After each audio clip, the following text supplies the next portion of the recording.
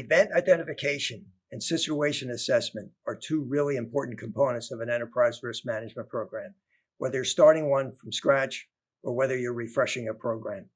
Let me explain. Event identification is really meant to represent a completeness test over your risks, something that's separate from risk assessment. And what it's done is it's performed collectively with the management team when they're together in the same room. And what we'll do is we'll evaluate events. And there should be maybe a ratio of, say, 75 to 100 events as compared to maybe the top 15 risks that are identified by that team. But what we'll do is, after identifying the risks, is we'll compare these events and ensure that there's not an event that's so important, so extreme, so impactful that perhaps it should be evaluated in terms of what the risk that represents or that comes from that event. So event identification is a completeness test of your risk assessment. Situation assessment is different. Situation assessment is essentially taking these 10 risk factors that I've talked about in previous videos, and you can see them described on my website at ermexchange.com.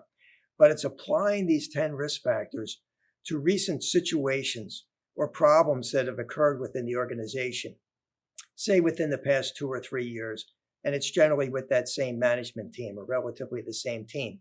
And what we'll do is we'll apply those 10 factors to that situation or to those 2 or 3 situations. And what we'll do is we'll say, where was the design flaw? Where was the economic constraint? Where was the deferred maintenance? Where was their lack of training? Was there arrogance? Were there political agendas? And what we do is really make those 10 risk factors real because we're applying them to the company itself. It's not like evaluating risk factors and saying, well, the campfire, the PG&E campfire can't happen to our organization, or the Villanova Law School ranking scandal, the Temple University Business School ranking scandal can't happen to our organization.